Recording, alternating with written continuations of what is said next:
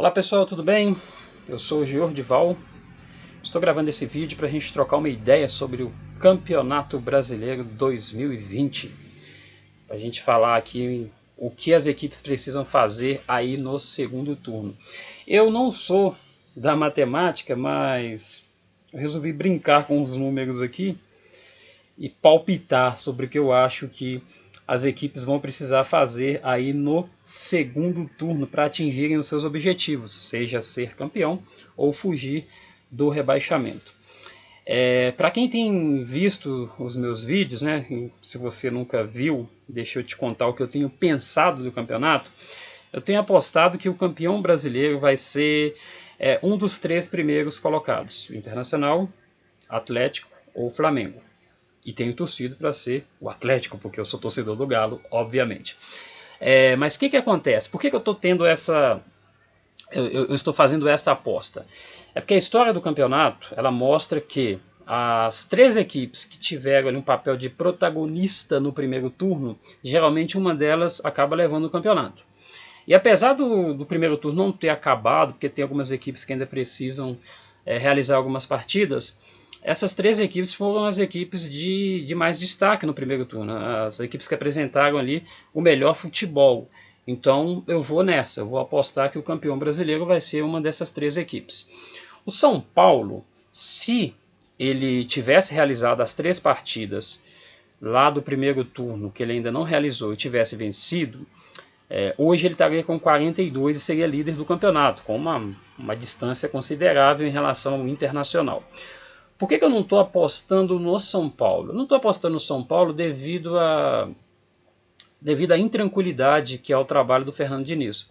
Fernando Diniz, ele vence e todo mundo acha o máximo, ele perde e todo mundo quer que ele vá embora.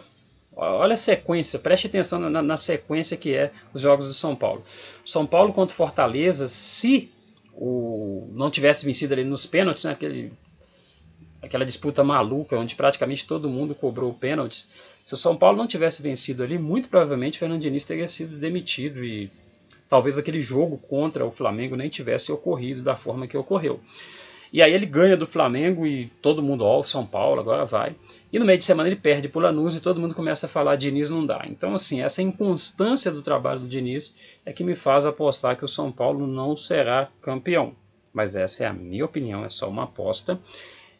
Se você vê bem a matemática diz totalmente o contrário. Ela diz que o São Paulo tem grandes chances de ser campeão. O que tem acontecido com as equipes que vencem o Campeonato Brasileiro? A margem ali pegando de 2015 para cá, geralmente as equipes ganham o campeonato ali com 80 pontos, exceto o ano passado que o Flamengo disparou ali e chegou a 90. Eu não acho que nesse ano a gente vai ter um campeão com 80. Porque, olha só, o Inter ele termina o turno com 35 pontos. Se ele repetir a campanha, e olha que o Inter trocou de técnico, o Inter passa a ser um ponto de interrogação, né, porque vê um treinador totalmente diferente, né, Abel totalmente diferente de Kudê. Mas se o Abel conseguir fazer com que o Inter repita a campanha e somar de novo lá 35 pontos, o Inter teria 70. Uma coisa semelhante ali para o Galo e para o Flamengo, né, o Galo e o Flamengo, aliás, o Galo só não tem uma partida a menos, poderia até ter uma margem um pouquinho maior, mas chegaria nisso, 35 no segundo turno também, seria 70 pontos para os dois.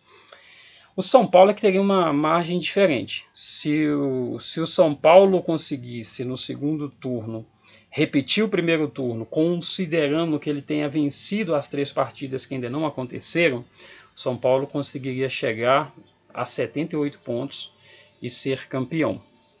Então, assim, matematicamente o São Paulo tem boas possibilidades de ganhar o campeonato. Eu não acredito devido às incertezas ali do trabalho do Diniz. Mas eu não acho que o campeão brasileiro vai ficar ali com 70 também, nem 70 nem 80. Porque para ser campeão você vai precisar dar uma desgarrada ali, né, em algum momento. Então eu vou apostar no número 75. Essa é a minha aposta. 75, lembrando, eu não sou matemático, tá? Sou um palpiteiro. 75 é o número que eu acho que vai ser do campeão brasileiro desse ano. E diferente do que eu acho, o pessoal do Bem Amigos estava assistindo o programa ontem, né? A turma lá do Galvão, Eles disseram o seguinte, o pessoal estava comentando, o Kudê foi embora, o Rogério Ceni chegando no Flamengo, né? O Flamengo demitiu o técnico, isso é bom pro Galo? Aí eu parei para ouvir, vamos ver o que eles vão falar, é bom pro Galo isso ou não? E aí a resposta foi, não, o campeonato está aberto, do primeiro ao oitavo todo mundo tem chances. Eu não concordo, eu não acho que do primeiro ao oitavo todo mundo tem chance de ser campeão. Mas eu vou pegar essa análise deles, do primeiro ao oitavo, e vou dizer aqui o que as equipes precisam fazer para conseguir 75 pontos, que é o que eu acho, para ser campeão. Vamos começar com o Inter, que está em primeiro lugar, né? O Inter precisaria de 13 vitórias, beleza? O Inter no primeiro turno teve 10 vitórias, então ele precisaria melhorar ali o seu desempenho, ganhar 13 jogos. O Galo também, 13 jogos. A diferença é que o Galo tem uma partida a menos, né? Então, se ele vencer essa partida a menos, ele precisaria ganhar 12 aí no segundo turno. O Flamengo precisaria de 13 vitórias também. No caso do Galo e do Flamengo, são 13 vitórias e um empate, tá? Precisa de um empatezinho também. O São Paulo, 14 vitórias. E aí, se o São Paulo ganhar esses jogos que ele ainda tem para realizar no turno, né? Ele precisaria apenas de 11 vitórias no segundo turno. Contando só os jogos do segundo turno, os 18 jogos do segundo turno, ele precisaria vencer 11. O Fluminense precisaria também de 14 vitórias mais um empate. Palmeiras e Santos, 14 vitórias e 2 empates. E o Grêmio precisaria de 15 vitórias. Ok? E aí você dá uma olhada como é que foi o desempenho dessas equipes no primeiro turno e ver se elas seriam capazes aí de melhorar no segundo turno, né? No caso do Grêmio, por exemplo, 7 vitórias Aliás, 7 não, porque uma dessas vitórias, né, foi domingo contra o Fluminense, já é segundo turno. São 6 vitórias no segundo turno. O Grêmio ainda vai fazer 19 jogos.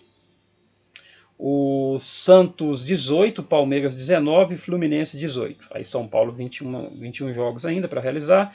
Flamengo e Inter 18 e o Galo 19. Tá. O Grêmio ganhou 6 jogos no primeiro turno e ele precisaria aí no segundo turno de 15 vitórias. Vai ter que melhorar bastante, né? E aí você vê como é que fica a situação das outras equipes. Ok?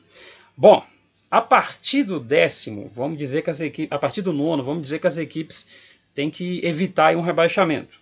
Aí depois que evitar o rebaixamento, pode brigar aí por alguma coisa acima da tabela, tá? Então vamos dar uma olhada na parte de baixo aqui da tabela. Começar aqui com o Corinthians e o Sport. Ambos têm 25 pontos. Corinthians precisaria de mais 20 pontos, né, para chegar a 45. Ou seja, 6 vitórias e 2 empates, ou 7 vitórias.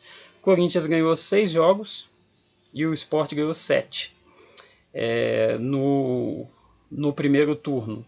Isso quer dizer que basta que eles repitam a campanha que eles fizeram, né, mais ou menos, e vai acabar não sofrendo a ponto de brigar contra o rebaixamento. O Corinthians vive uma crise muito complicada, jogadores que não entregam aquilo que se espera deles, né? Alguns há muito tempo, como o Luan, o Casares, esteve aqui no Galo um tempão. Mas não é um time tão ruim assim a ponto de brigar contra o rebaixamento. Se fizer uma campanha ruim como foi a campanha do primeiro turno, não cai. E o Sport tem uma defesa bem fechadinha ali, também acho que não vai sofrer. Essas duas equipes aqui eu até acho que não sofrem risco de serem rebaixadas. As duas equipes ali do Ceará. Fortaleza, para mim, ia ficar na parte de cima da tabela, isso assim, entre os 10 primeiros, tá?